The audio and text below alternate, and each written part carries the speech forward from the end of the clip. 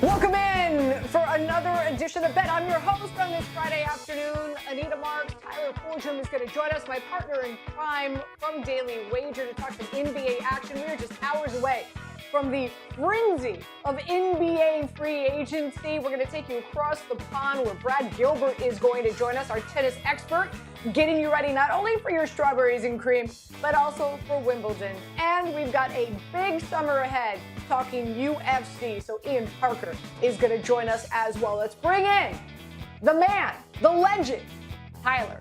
Tyler, how you doing, my friend?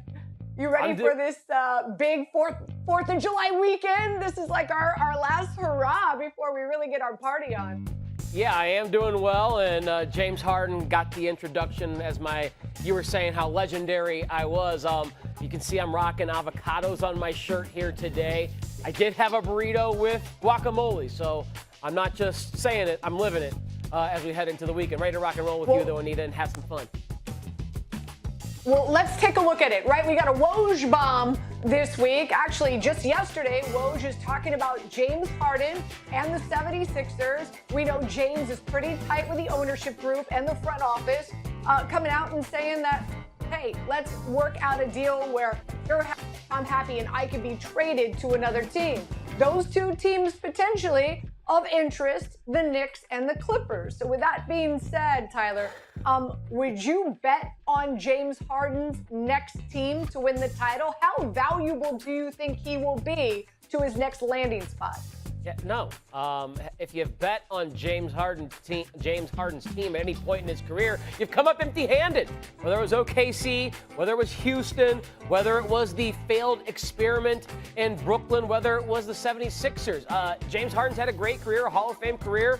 He's been one of the best players of this generation, but betting on his teams has not worked out. And I don't see a fit with either of those scenarios. If he goes to New York, good luck with his conditioning problems he's had in his career, especially as of late. Playing for Tom Thibodeau, who'll run you out there for 40 minutes, and playing no defense for Tom Thibodeau? I don't think so. Then going to the Clippers, still won basketball, still Paul George and Kawhi Leonard as well. How would that trio work out? We have seen bringing together three ball-dominant superstars hasn't really worked in the modern NBA. That's why I have concerns about the Phoenix Suns. But I'd have way more concerns about the Clippers if they added Harden, Paul George, and Kawhi. So I don't like either fit, and I will be sitting down, Anita, not running, not walking, not skipping to any sports book. I'll be sitting down and counting my money that I'm going to keep by not betting on James Harden.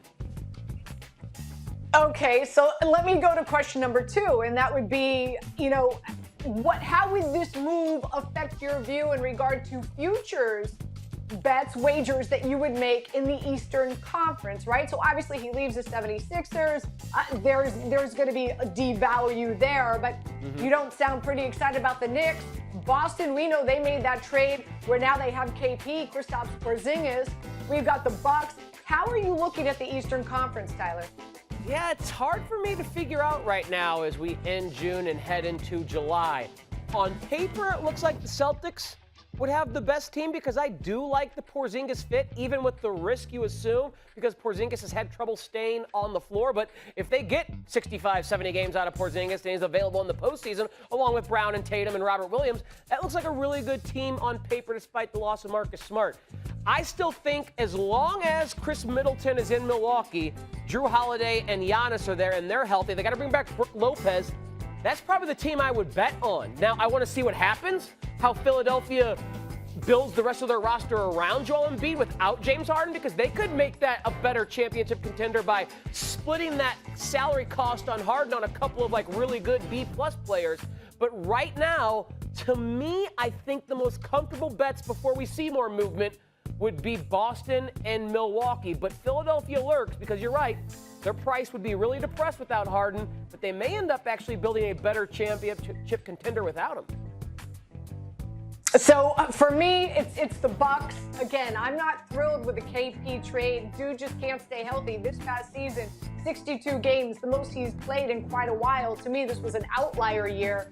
So for me, it's the Bucks, and I think you could find some really good value with the Cleveland Cavaliers that I think are going to run it back and be even better this coming year. They were last year, especially with their playoff experience. And I am intrigued if Harden does come here to New York and plays for the Knicks. So it will be interesting. With that being said, you teed me up for your next question, and that is the 76ers. Hypothetically speaking, we're all anticipating them to lose Harden. What do they need to add in order to make them enticing for you heading into this next NBA season, Tyler? Yeah, maybe if it's swapping Harden for Fred VanVleet, I think it'd be a much better fit alongside someone like Joel Embiid. I think he just plays a more team-oriented game than James Harden. Maybe if you don't have someone like VanVleet, again, maybe you split it up in between a couple of players. You can get another really good point guard like D'Angelo Russell, who works well with him in the pick and roll, plus a three-point shooter, something like that. Again, I'd have to wait and see. I don't know what's possible for them. But Philadelphia could, as I said, end up being a better team without James Harden, a more complete championship contender without James Harden than they were. And I just noticed, we've been talking about the East here for about 4 or 5 minutes, and neither of us mentioned the Miami Heat. How come the Heat continue to get no respect, Anita? I think they had a magical season this year. And we heard it every time they hit the court, like all these undrafted players that contributed. I think they need to bring a little bit more star power to align with Jimmy Butler. But yes, I think how could we disrespect the Miami Heat? Tyler, thank you so much. We're going to see you a minute later on this afternoon, 6 o'clock Eastern Time, Daily Wager, shameless plug, not so shameless, on ESPN2. We'll see you then, my friend. See you then, Anita. You got it. All right, let's go from the hardwood to the grass. That's right. We're talking Wimbledon, baby. Let's take a look at some of the odds in the men's and women's, right? Jokic up there, minus 155. No surprise. But how about for the American? How about Coco Gauff? Can she not get some love at 12-1? Let's take you across the pond. Brad Gilbert is standing by with a preview from the All England Club, where things are quiet before the tournament kicks off on Monday.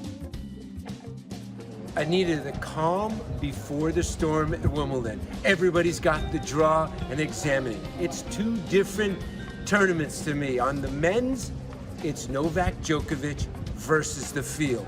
He's minus 155, hasn't lost on center court in 10 years, and he's trying to tie the great Roger Federer on grass with his 8th Wimbledon. And he is so comfortable on the grass. On the women's side, Iga Swiatek is the favorite, but has never really played that well on grass. And last year's champion, Rybakina, comes in struggling off of a viral infection. I think the women's tournament is wide open. Now let's look at the men's. Carlos Alcaraz comes into this Wimbledon with his first success on grass, winning at Queens. He played beautifully. And I actually think, I had to do a double take because he's at the top of the draw, the first seed. They did not change the seedings on the men's, and Djokovic is all the way down at the bottom. And Alcaraz actually got a great draw. So I think that in his section, he will be very happy. Hopefully, we will get a little American success. I go strength in numbers. Love to see an American guy maybe make a semifinals. But on the men's side, it's still all about, can anybody stop Novak Djokovic? If you gave me the 127 players or Djokovic, I'm taking Djokovic. Just the way that he can move on this surface, and he's got probably the most underrated serve. So I really like the way that he's going, and I love his chances to win his 8th Wimbledon. On the women's side, it'll be very interesting with Swiatek as the favorite. Never really made a deep run here, but I think if she can get through the first week, get some confidence, I think that she's somebody that's a lot of value at plus 325. I also feel like that somebody outside the top 50 on the women's will make a semifinalist. We always get an unseeded semifinalist here, and I really believe that Sabalenka, somebody that's really come into her own in the last 12 months, is kind of under the radar, the Australian Open winner. And maybe Coco Gauff is ready to make a deep run here. She just beat her first top 10 player, Pegula at Eastbourne this week, her first top 10 win in almost 2 years. So it would be great to see her make a deep run and maybe an American women. But I also think if you like long shots, take 3-4 to win the title. Hopefully, one of them will come through for you. Anita, get ready for a little strawberries and cream and enjoy this fortnight. Gotta love it. Coco Gauff getting some love, that's for sure. Keep in mind, you'll be able to watch Wimbledon, the first round, starting Monday, 6 a.m. Perfect time for strawberries and cream on ESPN and ESPN+. All right, let's go from the grass to the octagon. 4 mega fights happening this summer. It is going to be the summer of UFC. That's for sure. Look at this. Man, are we in for a treat? Buckle up, baby. July is going to be a fight fest. Let's bring in Ian Parker joining us, one of the best in the business here at ESPN. So first things first, Alex, we've got UFC 290. We've got Alex Volkanovski, who's a really, really big favorite. Do you think he rolls again next Saturday? And if so, how would you bet him? You know what, Anita? This is a really tough fight. I think for Alexander Volkanovski, he's fighting someone that presents a different challenge than most in the division, and that's Yair Rodriguez's unpredictable striking and now a submission game off his back. I do think Volkanovski wins this fight. I think he controls the narrative, the pace, and then wherever the fight really goes, I think he's going to do what he does best, and that's win this one by decision. So we have an interesting middleweight fight between Whitaker and Duplessis. What is the approach here for you? How are you approaching this bout? You know, this is an interesting fight. We're used to seeing Robert Whitaker fight 5 rounds. He's getting to go 3 against someone in Duplessis who is a absolute bull. He charges forward, he throws a ton of punches, every bit of power behind each punch, but he gasses out a lot. So I would look to go over 1.5 rounds and possibly catch a Robert Whitaker to win by TKO or KO. Now, if you don't like any of the props, Whitaker, very strong play in a parlay. I do not see him losing this fight at all. All right, a third fight I want to mention for you. That's the BMF title fight taking place in Salt Lake City at the end of July. Poirier going up against Gaethje. Now, the early line has Poirier a slight favorite in this rematch. Do you agree with the odds makers?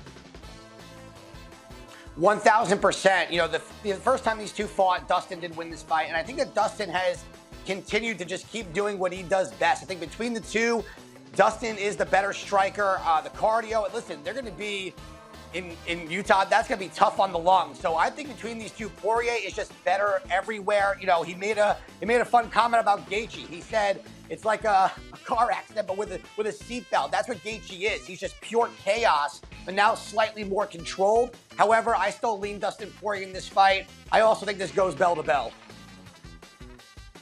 All right, and last but not least, come August, we've got Sterling going up against O'Malley in Boston for UFC 292.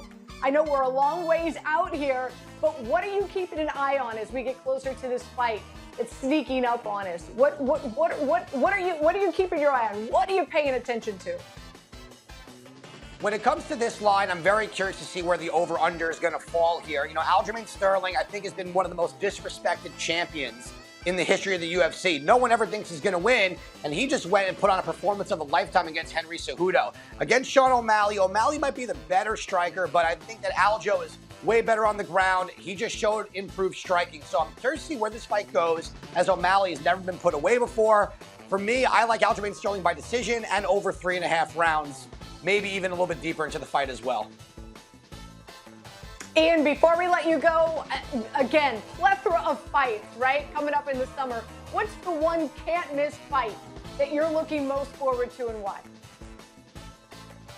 You know, the main event coming up next week, but I also really like the co-main event. I like Alejandro Pantoja versus Brandon Moreno. The flyweights have been amazing. They've been fun. And most of the time, these fights don't even make it bell to bell. You're going to see two guys with incredible pace, so well-rounded, looking for the finish.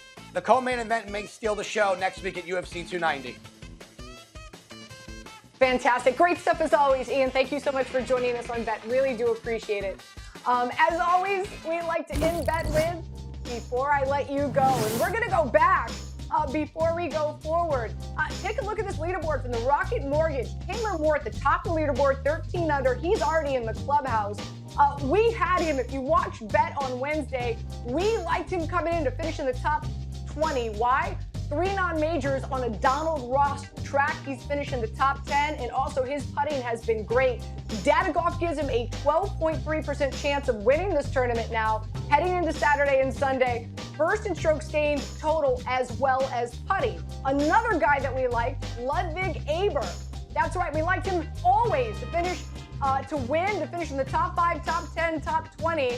And right now, today, he's tied for 4th. He's 10 under. He's 3 under through 9, so he's not in the clubhouse yet. Data Golf gives him an 18% chance, 18.6% chance of winning. He's second in strokes gained total, as well as tee to green, as well as off the tee. Why did we like him? Dude is just destroying college. He won his last 4 of his last 6 tournaments. He had 3 starts coming into this tournament on the PGA Tour, with 2 of the 3 top 25 finishes. He's got one of the best drivers on tour. He gained 5 strokes off the tee at the Travelers, and his short game is solid. So we like both these cats coming in to Thursday, and they are looking good. Where, of course, heading into Saturday, we like to call it moving day, of course, and we're gonna double down. So still going to play Aber to win, as well as you can get some plus money for him heading into Saturday and Sunday to finish in the top 5, and the same for Taylor Moore. So again, enjoy your UFC. It's going to be a fun ride with the NBA free agency, and of course, enjoy the Rocket Mortgage Classic throughout the weekend. Again, I'm Anita Marks. Thank you so much for tuning in to Bet.